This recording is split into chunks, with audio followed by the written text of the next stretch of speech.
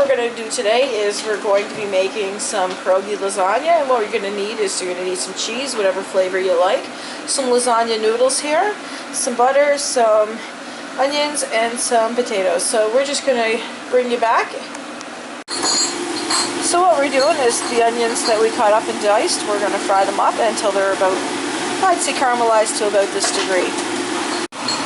So you want to cook your noodles so they're soft and tender and they can move around like that. So probably about, what, 10-15 minutes. And the potatoes you're going to cut up into cubes and you're going to cook them until you can poke them with a fork and then mashes. So we're going to make mashed potatoes with butter. So we're going to use a 9 by 13 glass container that's oven ready, and we're just going to spray it with vegetable oil, and that's just to make sure the noodles don't stick to the bottom. So I'm going to continue to spray it and I'll bring you back. So what we're going to do now is we're going to take the noodles after we drain them out, and we're going to take and do layers, and we're going to do the first layer on the bottom, single layer, and it's okay if you have overlapping because it is wet and it mixes together nicely when it's wet. Now if you were using dry noodles, you wouldn't make this work because it needs to be boiled noodles because they have to be soft. Because they're not going to cook because there's no sauce when you add the potatoes in. So I'm just going to continue to add these on and I'll bring it back.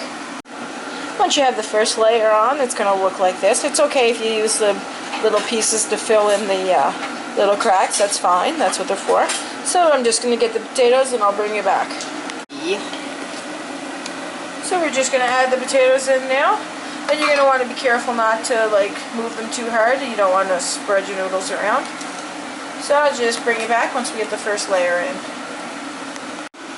So this is what it's going to look like when you have your potatoes on there nice and smooth.